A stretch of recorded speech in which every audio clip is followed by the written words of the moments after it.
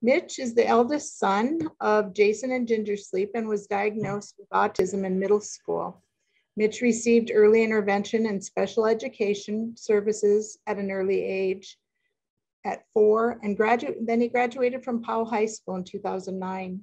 He received his Associate of Arts degree from Northwest College in 2012 and is currently employed as a full-time associate custodian at the Powell Middle School. Jason and Ginger Sleep are both district administrators in Powell, Wyoming, with over 25 years of experience in education. They have 3 children. Vince is his younger brother, who works as a business analyst in a large marketing firm, has a fiance named Jenna, and is co-creator and producer of the Autism podcast. Tori's the youngest of the family, has a husband named Nick and a dog named Champ, and works as a speech language pathologist in Albany County, which is in Laramie, Wyoming. The Sleep family is no different than any other family dealing with autism. So they say our story is one of many. So we're going to turn it over to Vince now to get our program started. All right. Well, we had a little discussion before this, and I'm actually going to let Mitch lead. So Mitch, take us away. Okay. Thank you, everybody, for coming out to this conference. And we're definitely looking to hopefully learn a lot about bringing you in our lives and how it's impacted, how the form of autism has affected us, and how I may use our example and my family's example to help others. So this is my youngest brother, Vince. He and I both came together to create the podcast, the Autism Podcast. The Autism Podcast is now on Spotify and Apple Store. So we're definitely always happy to have you listen on to any other topic that we just couldn't bring up in this conversation today. So starting off is, as we know, autism is sensory disorder, and it affects a lot of people in a lot of different ways, and how my family and us went over several hurdles. So like sensory overload. When I was very young, I would always not like, actually, this is nothing like just going to crowded places or crowded movie theaters. Like as soon as the movies, like the audio system kicks up a notch, you always like cover your ear just to protect yourself. And it was always like, okay, I need to adapt to this. So, and sometimes like we try to not try and shelter these type of outside influences, but more adapt to them. So sometimes more is less, and you sometimes just need more that type of obstacle to help implement in your regiment. So it's definitely one of the things that my family always adapted. So if they were, sometimes I would lean on one of them and just say, I'm just gonna take out like 5 minutes just to calm down, which is perfectly fine. And you can like do that also in your daily life. Sometimes it's okay to just alert people, like not too loudly, just as gently as possible, saying, I'm just gonna take 5 minutes just to recollect myself and be able to go right back in there. It's definitely helps just to have one of those moments and one of those techniques just to adapt to it. I think you also have a good, just to chip in here as well, you also have like a good philosophy around not being really scared to introduce yourself into those kinds of situations. You know, if you're going to be in loud environments, which, you know, in life you naturally will be, you're not necessarily super scared, because you can always cope with it too, right? You can have earplugs, you can have headphones, you know, like if you still want to go to like a Miami Dolphins game or like to a movie, you'll still do those things, right? Oh yeah, definitely. And one of the things you have to realize this with autistic people, they have to make the step. You can't really force this on them. What made me choose to do that was my brother and sister. They were great high school athletes, and they went to a lot of basketball games or football games. So you had to introduce that loud stimulus into their system. So I decided I wanted to be a part of that life and support my brother and sister as much as I can. And so I decided just to put myself in an environment that would challenge me in that sense. No, if you don't mind, Dad, I might put you on the spot here, so I apologize. But I think it might be cool to hear, maybe even from a parent perspective, what that introduction was like to that kind of scenario. And if Mitch had any friction, I'm sure that Mitch wasn't, or it didn't feel that perfectly well. But do you have a perspective on that? Yeah, sure. I think the goal that Mitch's mom and I always had was to help Mitch to become independent in life. And the best rehearsal for life is life and living it. So we didn't hold him out of a lot of situations where we knew he'd be over stimulized, and we knew that he was going to have some issues, but we knew that we could coach him through it. We weren't always making the right decisions, but we knew in order for him to get to the other side of life and making sure that he has a better understanding of living in it, we just had to put him in those kind of situations. So I think in time, he started to realize, first of all, he just said it, he wanted to be there to watch his brother and sister play. And so his motivation really drove the whole wheel. We just made sure that he was at just about every event that had noise and stimulation. So that was our goal. Yeah. Yeah. So just definitely having a family, just be part of that support system that you can have, definitely helps being an autistic, just having the support, like, because who better knows your limitations than like your mother, your father, or family members, even siblings, if you're lucky to have them, if you can. Like, I have two wonderful brother. I have a wonderful brother and a wonderful sister, both younger, but they are just as supportive and loving as they can be possible. So I definitely appreciate them always. And also just realizing that what they're explaining your limitations to them, definitely understand how they can help you. Like, sometimes it's you have to apologize, because sometimes I've said some things to my sister and I was like, oh, that could be offensive, because because me and my brother, we were roommates a lot. So he and I have the similar sense of humor. So sometimes I accidentally treated my sister like a brother, which you probably should never do. But at that point, you definitely have to realize the social cues of how to deal with each gender if possible. Also, just one of the biggest ones was eye contact. Coming into our family, like, it's easier to practice with your family just because what to expect. Eye contact for an autistic person, it's very intimidating, because you just don't know. Like, sometimes you don't want to be accused of like staring too long or staring at a person too long. So, and sorry, just to point out, you're talking about like just like conversational eye contact kind of thing, right? Yeah, conversational. Okay, got it. Thank you for clarifying that. So definitely you have to make that connection, having that in your life and presenting it on that type of daily routine.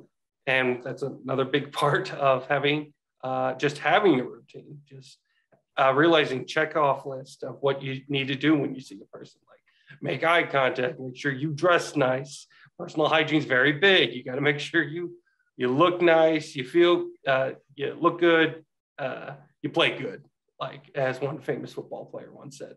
But it's just always one of those things, like, presentations, everything.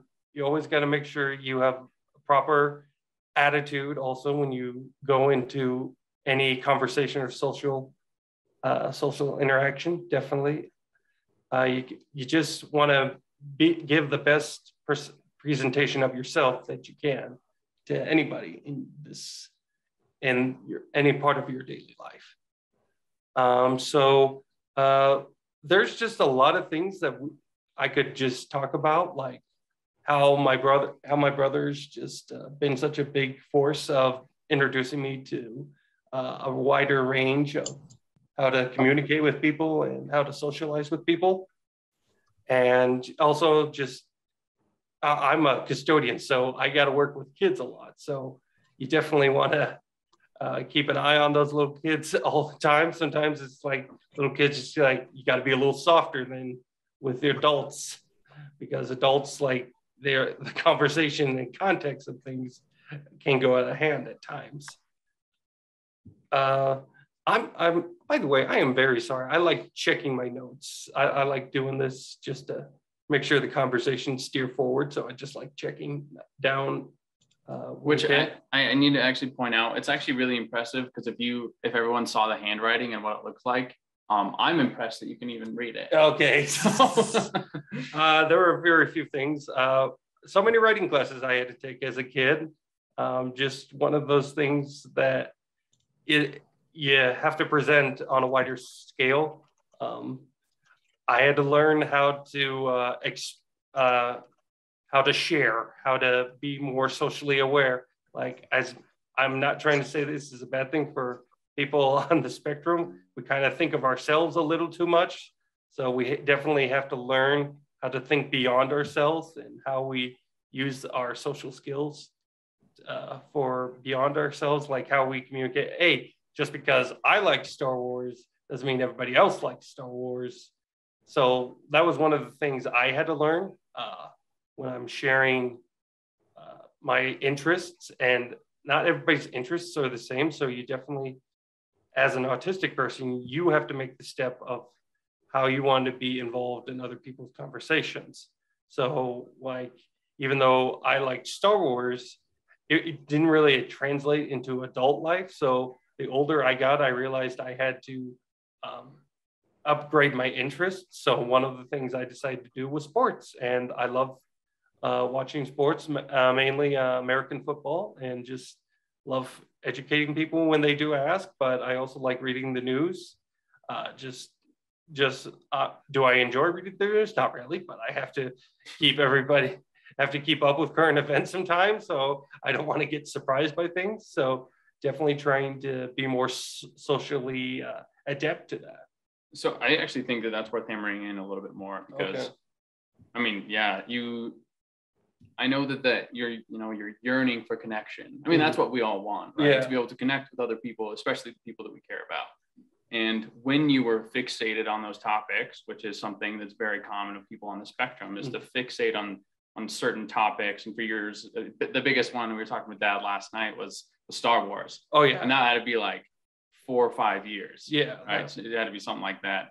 But that's really hard to build those relationships with somebody, because a lot of the times, the first part of a conversation is small talk. Oh yeah, definitely. And, now that you've developed a skill now to where you can walk into any conversation, and maybe the most popular topic in America is being able to talk about sports. Oh yeah, definitely. Most recent events, things like that. So, I mean, I've seen it even in this last year.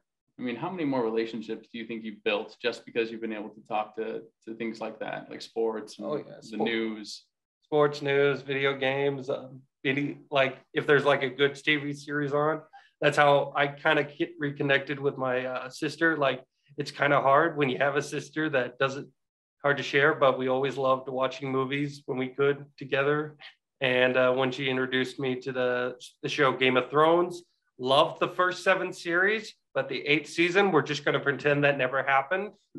Just so when you buy the set, just buy 1 through 7, and then you see the number 8 and you throw it in the garbage and then possibly set it on fire. I'm not encouraging arson, but I do encourage forgetting that the 8th season never happened. But it's just one of those things. Just establishing connection. It's amazing. Like finding other interests and then connecting to people with that. So let me see the next cover. One of the things is just being open, like finding out what their interests are, just exploring that. It's just amazing, like thinking that everybody's got a favorite attitude or favorite method, favorite type of thing. And then doing the research. Sometimes my father he would always just say, Mitch, do you know what this is? And I was like, no. It's like, and then he would just say, well, you gotta look it up. I was like, and sometimes it's just fun to pick up those life skills that, like, you know, how to change a tire or change lights, or pick up on natural stuff that you can normally do. And coming in on my screen right now is my mother on my father's screen. So we're happy to have her join us, and she's definitely one of the biggest influencers in our life. Definitely, she's definitely worked on autism more than anyone in our family, and we always appreciate her and what she does. I would say that whenever I had a question, it would always be my mother I would go to. Like, sometimes I would ask, like, is it okay if I miss work on this? And sometimes she would just say, no, you cannot miss work. Work is everything. So you got to keep busy. And when you kind of need that tough love, you don't want you don't want to be, me personally, just you're aware of your diagnosis, but just not letting it get in the way of your life is definitely important. Just working how to work with it is one of the most important things you can definitely develop. And just speaking of work, it's always funny. Earlier on, it's just my dad says, if you don't file like 10 job applications a day, you're not really trying. So it's definitely nice to have a good work ethic. So it definitely shows you what you want. And if I could say one thing out there, guys, if you're trying to apply for a job, sometimes the first job isn't the one you want. It's okay, but you definitely have to give it your all. You definitely can't really do like one day's work and say, oh, I don't want to do this, because that's just one day. And maybe to just cut in here, do you, I mean, maybe without giving names or specifics or anything like that, but okay, what are the kind of struggles that you had with a couple of your jobs? Okay. One time I worked at a Chinese restaurant, so the food industry. It was a Chinese restaurant, and there was definitely a cultural barrier that you had to learn to adapt to, and also didn't speak the language, so the language barrier was also something I had to work on. Do you want to be on the video? No. And I'm just letting you know where it was. And just learning about that type of stuff all the time. Also, just it was different type of work because it wasn't very consistent. So one of the things we always bring up in the autism community, you got to have a schedule. You got to have repetition. You have to have just a constant focus of what you're going to do. If you don't do that, it's just going to fall apart. It's okay if things don't go all your way all the time, but you got to learn to adapt. Like saying sometimes it's like, okay, a kid, let's just say when I'm cleaning a room and a kid decided to use the sanitary box as a garbage can, you don't like hearing that type. And it's like saying, oh, great, now kids are eating and using this as garbage can. This is not a garbage can. This is used for something else. Not going to tell you what it is until you're older. But yeah, so just to point out maybe your own emotion, like you feel frustration. Oh yeah, in moments like that in jobs. I mean, I think if anyone who has a job here can attest to feeling some sort of frustration at some point during working at that job. Yeah. And I think you're not asking people to not feel frustration. I think you're asking them to overcome it. Okay. Yeah. Right? Yeah, definitely. It's one of the things is like my mother always pointed out, it's like, I was like, I had a bad day. She's like, did you show it? I was like, I try not to. It's like I'm kind of internalize it. Just always have a good work ethic. If you can, if things don't go your way, it's okay to feel frustrated, but just don't let it affect your work or your attitude, because you don't want that to spread. So that's definitely one of the things you want to definitely apply to your daily routine. So always have a good attitude. You always got to look nice. You always got to always take your medicine. My mother, she constantly hounds me of taking my own medicine. Like I take take an antidepressant, and I also take one for ADD. One thing some people don't know about autism, you get hit with a lot more things than just autism. Sometimes you get hit with depression. Sometimes you get hit with ADD. Sometimes you get hit with bipolar disorders or any other one of those things. So you definitely just try and focus on what you can handle, and definitely have people in your life that can definitely keep you accountable.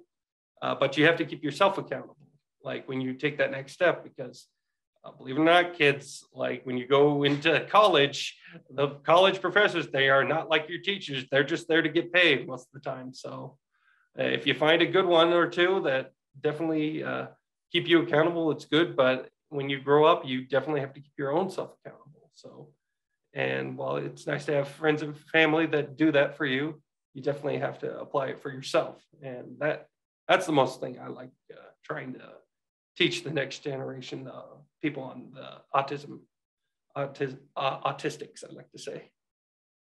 So, and one of the things is here, sorry, something on my notes. Here, I can chip in here Sure, while you're definitely looking for the next topic here. So what I kind of feel like is you're talking about like developing tools. Yeah. Right. So you have tools, things like, which I actually want to hammer back in on, is what's so great and what I love. I mean, when I developed the perspective that I feel like I wanted, which is to be able to help you and to like that process, is when you kind of create your cohort. And that's people like your inner circle, like, you know, like Tori, like mom, dad, myself, to where if you empower us with the information that like what you're experiencing, like if things are too loud, you put us then in a position to succeed, which that's, you know, that success is we get to help you, you know? So actually I wanted to, Tori, if you don't mind, I'll call on you to where maybe if you just have something in mind to where you feel empowered when Mitch let you have some information about him, and then how you thought you were able to help him. Oh, yes, definitely. Well, Mitch, you kind of like were talking about it a little bit earlier, kind of in like very high sensory environments, you know, where you're feeling all these things, but it's really hard for you to keep it inside. What you were talking about, and something that you're so good at, Mitch, and what your skills have really just improved over time, is just being an advocate for yourself.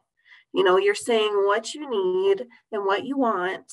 And then also on top of that, you also have strategies to relieve that situation, relieve that sensory overload just by doing it independently, by removing yourself from the situation. For like a speechy and SLP like me, those are things that we try to teach our students all the time so that they can be independent and successful in those areas. What I've also kind of started to learn over the years with our relationship, Mitch, is that there's sometimes where I will use more indirect language of just saying, like, I might be hinting towards the way I'm feeling, but I've kind of just started to realize more so that I just need to tell you directly. And then it really opens up our communication, because then you can tell me what you want directly. And I think by just sitting on that basis of saying directly like what I want and what I need has really helped our relationship too. Yeah. And you're awesome. Well, thank you, Tori. You're a wonderful sister. I'm very proud of you for everything you've done. Oh, go ahead. Just to say, Tori, man, yeah, what a great point. I think just to capture the spirit, like who knew that communication, like over communication, is like the fix to so many issues. Like not only in like someone who might be, you know, not on the spectrum, it's like, if I tell you, you know, how you can help me, and if you love me, you're going to do everything you can to help me. It's no different than if you do the same thing to me so that I can help you. Yeah. Right. Yeah. That's one of the things that I encourage for the autism family, is just really build that relationship. It took a lot of years. I'm not going to say this was a thing that was developed overnight. I almost think it was like as soon as I reached my teens, that's when I really decided, my late teens, I say I really connected with my brother and sister and my mother and father, just being more expressive of how I needed and what my needs and my wants were, and how I could just translate what I needed and they could translate what they needed to me. And I always like my brother-in-law and my sister and my future sister-in-law, my brother's getting married next month. So we're definitely going to be having a new addition. I always want to make sure that their needs are met and how I care about them. And definitely just want to show them that they're as much a part of our family as they are a part of their own singular families. Like with my brother's fiance, she's wonderful, and she's just definitely one of the brightest people around. I definitely appreciate that. And Nick, I really love Nick. Just Nick definitely takes care of my sister, and that's the best thing that we have. Just we care about our families, and that's the thing that I always love to express. Just having that core family, just leaning back on that is always good, just to help you grow better as a person, as an autistic, and just a better human being in general. So it sounds like we all know that you're good at communicating now, but I want to hear about the times that you didn't communicate so well. So the people who were there, mom and dad, I'd actually love, I'm super curious right now, when you saw him transitioning to starting to be good at communicating his needs to his inner circle so that we could help him. Well, I mean, I think, Mitch, you've always, expressed what you wanted. Sometimes it wasn't with words, it was with actions. And we often talk in education that behavior is a form of communication. And so when you were wanting those needs met when you were younger, there was lots of fits in the grocery store, lots of throwing yourself onto the floor, taking things away from your brother and sister because you wanted it and they had it. And so it was just kind of exploring, how do we help you understand how to communicate and what's appropriate and what's not appropriate. But I think your interpretation and how you internalize things and then how you were able to express that probably was, I would say, more late elementary, because that's when we kind of we're trying to determine, like, are you crying because you're frustrated, or are you crying because there's a lot of information? And so you were able to kind of take things apart, like, no, it was a quiet environment and I'm frustrated because I don't have this thing. When I have this thing in my hand, I can get done what I need to get done. And so you were kind of just isolating those variables. I think late elementary, we started also looking at how we could support you because we thought it was an attentional need. And you did, I mean, obviously you said you have ADD. We knew there was some attentional things that would distract you. So when we isolated that variable, then we started to see you worrying about things. And so that's kind of where we said, okay, now we're going to address that variable. And then I think when we got that combination pretty well set, you were able to really communicate, like, this helps me when you do this, or I thought you were mad and that's why I was crying, or I don't want to disappoint you, so I just didn't tell you. So it's just kind of, still going through those developmental stages, but helping you find that communication to share, like, you're going to push through the frustration, you're going to push through getting through what's hard, whether it's writing it down or giving you time to think about it and then coming back to you. I think that helped. And I don't know, I think just, working through difficulties, it's just part of it. Like you were able to say, okay, you love me, I might get in trouble or disciplined for this, but I know in the end, you still love me. And so I don't know if there's something you wanted to talk about in particular. I think Mitch was diagnosed his 6th grade year. And as kids kind of go through developmental stages, from concrete thinkers to abstract thinkers, Mitch was always had a very good mind. He was a good thinker. But when he was transitioning through puberty and things like that, he started to realize that he became more aware of his friendships around him and how other people had friendships and he didn't. And so you started to see a young man that was, he felt like he was lacking something. And this is kind of the phase where he was fixated on certain things. And he mentioned Star Wars. Kids in middle school didn't want to talk about Star Wars. And so we talked about strategies. Well, what does everybody want to talk about? Well, sports. One thing about Mitch and most kids on the spectrum is they'll fixate on something and they'll know it better than anybody. So Mitch is kind of the go-to even today. If I ever have a football question, college or pros, I just ask Mitch. He's a walking encyclopedia. So he was wanting to connect to people around him. And so that was kind of his tool. And once he started to do it and start blowing other kids' minds, mostly adults, he started to feel like he was part of a bigger group. And then he wanted more. And maybe you can talk about that a little bit more, Mitch. Okay. Yeah, it's just, it was funny, just to this day, I am the only sleep sibling that never really went over to a sleepover or anything like that. And I always thought that was kind of weird. But when you definitely grow up, it's definitely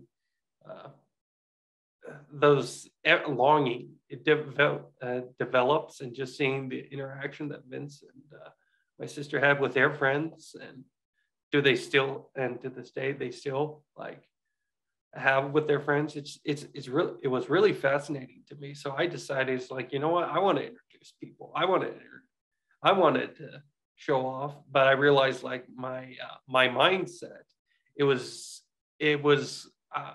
a little selfish, thinking of my interests, thinking, oh, my interests are everybody's interests, which was farthest thing from the truth. Sometimes, not everybody wants to hear about dinosaurs or bionicles or Legos or even my dad said Star Wars. And that's when I just realized I had to get a lot more interested in a lot of things. I think one of the things that really turned me was it was, I think, 2007. That's when I really started to get into sports, as I realized, wow, there's a lot of knowledge that I could share with people. And my brother, he was a great linebacker, and I wanted to know a little more of how I could talk to him about stuff. He would talk to me briefly about stuff.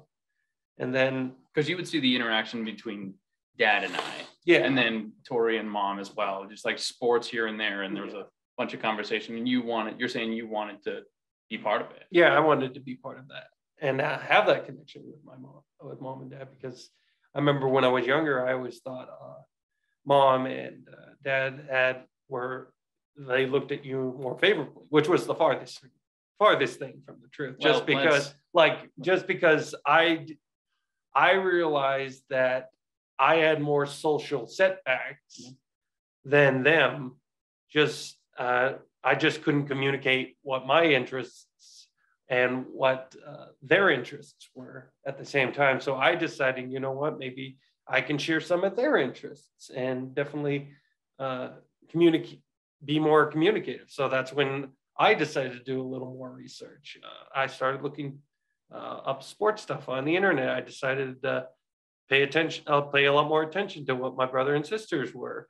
To this day, it was like Christmas gifts. I always decide to see what's my brother and sister liking this year, or sometimes they change, sometimes they don't change. So, and just having that deeper admiration for my brother and sister, and just realizing like my brother, he put a lot of hard work into football. My sister, she put a lot of hard work into volleyball and basketball.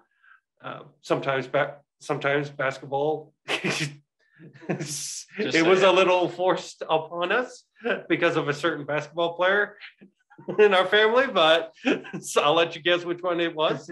But we definitely appreciated definitely appreciated the hard work that was put into our crafts.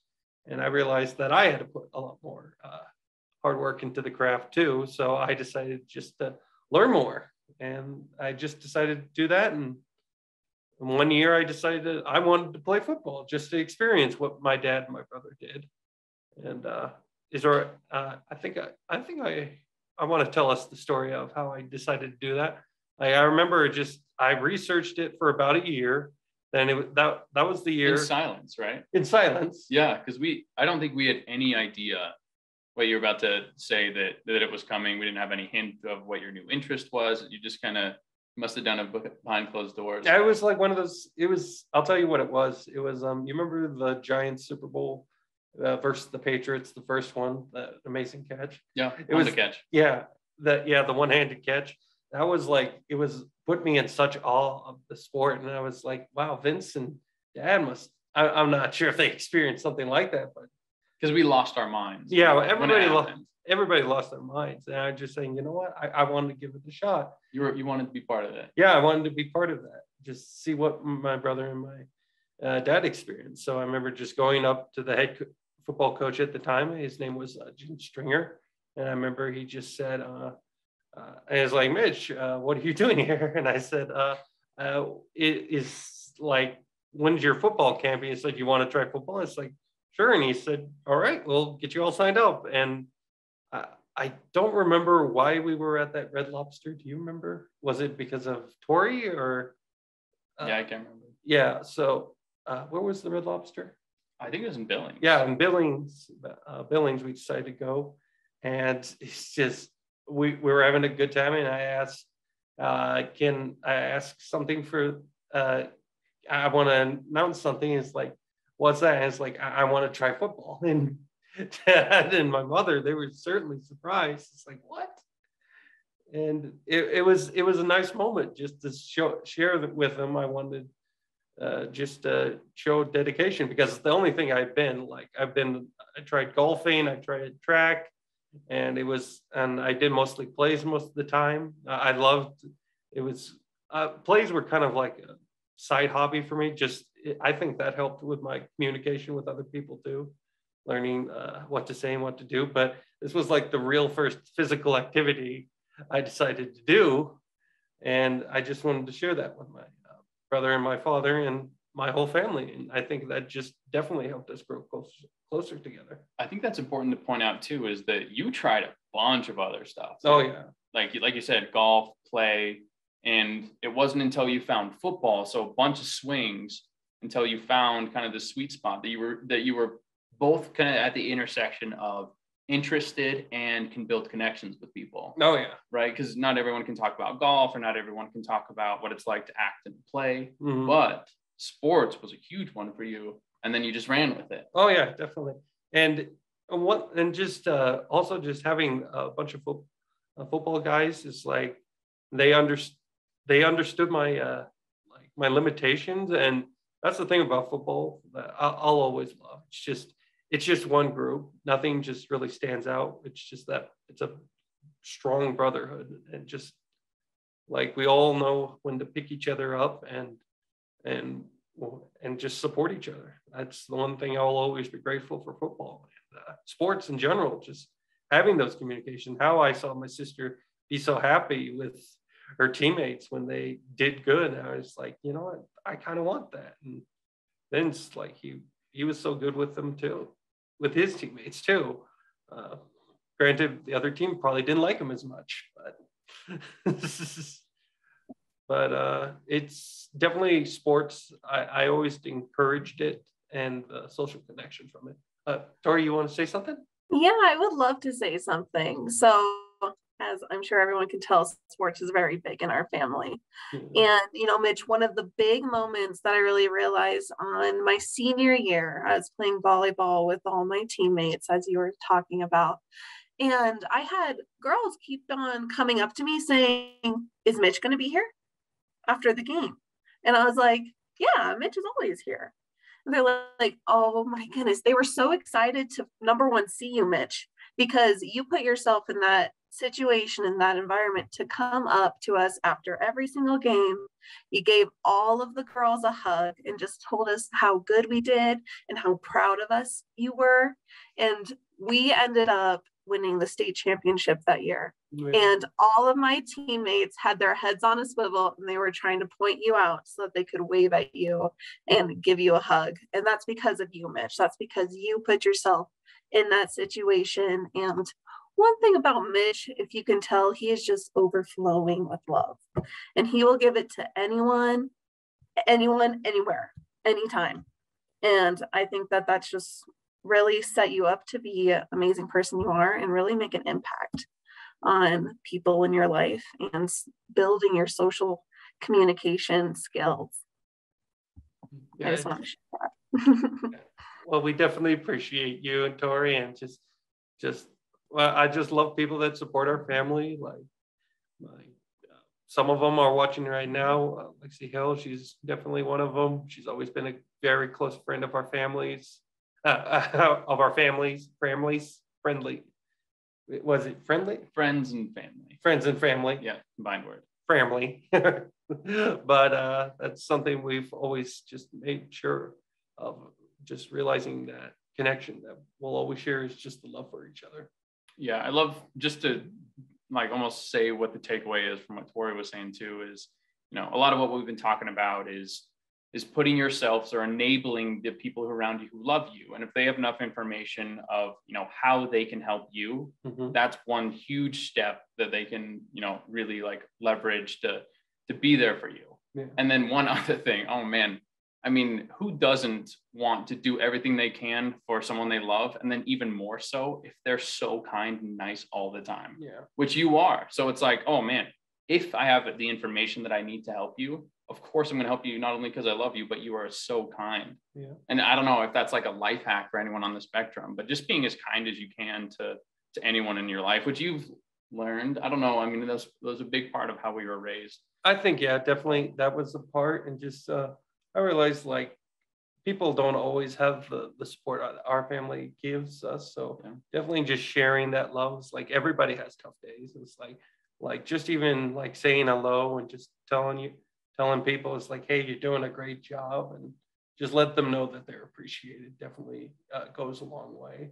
So just be a lot more vocal. Like if you're in the autism community, just try and show that you're proud of like the little things, because that's definitely little things we just take for granted, and the little things that we've been blessed with. Like we've traveled across the world and we've seen some places that don't have the great community sense of community that we have. Yeah. And definitely just want to share that with others. I'm going to take a quick look at my notes. Can you bring up something? Yeah. So I was thinking we can take questions from the audience. We have a couple of prepped. That's a presentation hack, if none of you know. So we'll kind of go through those from some members of the audience. But if you have any other questions, you don't want to come on camera, don't feel the need to do that. If you want to come off mute, feel free to do that. If you don't want to do that, drop it in the chat and I'll monitor that. So you want to finish your topic and then we'll open up to the audience. Okay. Questions. And also just be just sensitive. Like for one of the last things I wanted to talk about is just about relationships. Like just be honest in the relationship totally, and just be yourself. Just be more connected with yourself and be more connected with others in your life, because that just goes a long way. Just be your truest self and just be the best person that you can make yourself and make others. You love to raise people up. That's the best thing I can offer people, and just let them know, like autism people, I don't look at high impact or low impact. Like we're all together in this world, and we just definitely want to get it through together. And if what I can help and what my knowledge I have gathered, like through friends, family, and life experience together, if I can share that with you and make your life better, that makes me more complete and more, just makes me so happy to do this for you guys. This is,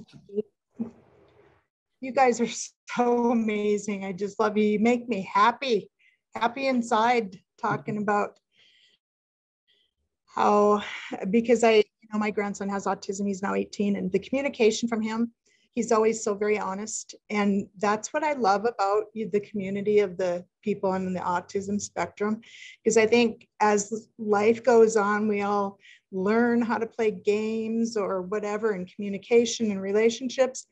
And yet, you know, when he feels something, like one time we were all leaving and I had to go and he was sad, but he doesn't cry. So he said, he turned around to walk away and said, tear.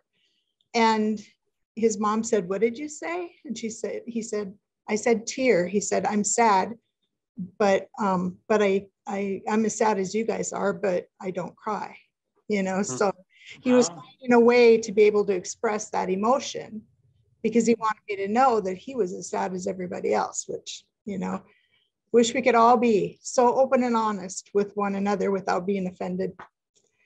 You guys are an amazing family. Ginger, thank you so much for raising and Jason, such a wonderful young man. Well, all of you guys, Tori and Vince as well. So yeah, if you want to take more questions, that'd be great. All right. Anybody have any questions? Like, how do we do this per se? They can just come off mute. Mom, Dad, if you have any questions, Tori, and then anyone else can chip in if they'd like. No, I just think Mitch is our hero. You can see why, because he's taught us just as much as we've taught him. So yeah, and I would add with the siblings of Mitch, with Vince and Tori, they're probably some of the most empathetic people you know, because of Mitch. Mitch has shown us a different kind of world, and we're better for it. Yeah. So true. Yeah. I have to agree. That's what I always tell everybody. I have learned more from my 18-year-old grandson than I did any other teacher, my parents. You just learn about life through those young people. Yeah, and if you don't, you miss something. You miss something big. right. Well, Mitch, you're an amazing role model. I'm glad that you have the job that you have, because I'm sure that there's a lot of young people that are going to become better people for knowing you. Oh, well, I definitely appreciate the platform I'm always given. And if I can help people along the way, I definitely appreciate that. And speaking of, anyone who has any questions, can they follow up on Facebook if they send you a message or anything like that? Oh, definitely. I have a Facebook page, Mitchell Sleep. So if you want to be a friend, you want to be my friend and ask me questions, I'm always more than happy to do that. And if I don't know something, I'll definitely point you to someone who knows a little better. We also have the Autism podcast over subjects that if we didn't cover in today's speech, it's definitely there. It's at the Autism podcast at Spotify, iTunes. Those the main two? Yeah, and we're on YouTube as well. Oh, we kind of have a lazy editor that takes a long time to edit those videos, but yeah, you can usually see the videos pretty shortly after. Oh yeah, definitely. So feel free to go ahead. Autism AWE, right? Autism podcast. Yeah, autism with an awesome, so combined word of that. Yeah. Tori, you had something you wanted to add? I just wanted to talk about the spelling for the Autism podcast. Oh yeah, thank you. Make it clear so everyone can find it easily. She's a speech pathologist, so she has to know a little more about this. It matters. Yeah. Well, I have a feeling you'll be hearing from more people, you guys from North Dakota, especially from those that have viewed this and will view this presentation. And I apologize for the wrong number on my flyer. And it's another reason why it's God telling me it's time to retire, Vicki. Let's go move on and do some other things. All right. No, you're good. You're good. Thanks for doing all this. that you guys. Yep. Nice to see you guys. Thanks again for coming out and joining us and educating us. We appreciate it. Okay. Thanks, Vicki. Thanks everyone for joining. All right. Thank you, everybody.